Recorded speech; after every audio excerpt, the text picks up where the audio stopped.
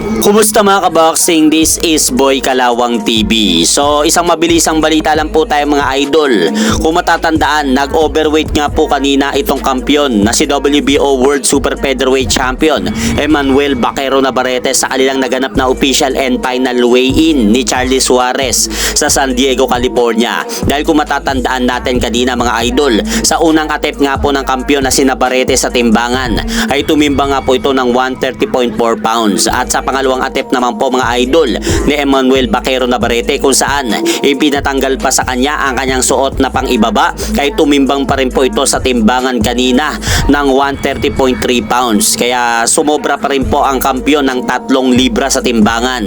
Kaya binigyan nga po siya kanina mga idol ng 2 oras upang makuha nga po nito ang tamang timbang. Kaya sa pangatlong sala nga po mga idol ni Emmanuel Baquero Navarrete sa timbangan ay nakuha na nga po niya ang eksaktong 130 pounds limit sa Super Featherweight Division. Kaya dahil dyan mga idol, tuloy na nga po bukas ang magaganap na laban nila ni Charlie Suarez. At sa kakapasok-pasok lang po na balita mga idol, inanunsyo na nga po ni WBO number 1 Super Bantamweight Top World Contender Wonderboy Carl James Martin ang kanyang darating na laban sa bansang Amerika ngayong paparating na May 13. At haharapin nga po nito ang Mexicanong boksingero na si Francisco Pedrosa na may kartadang 19 wins, 12 losses, 2 draw with 11 knockout. At eto nga po mga idol ang magiging US debut na laban ni Wonderboy sa bansang Amerika at gaganapin nga po ang laban nila Martin at Pedrosa sa Michelob Ultra Arena, Las Vegas, Nevada. Kaya marami na naman pong basher itong si Wonderboy mga idol tungkol sa makakalaban ito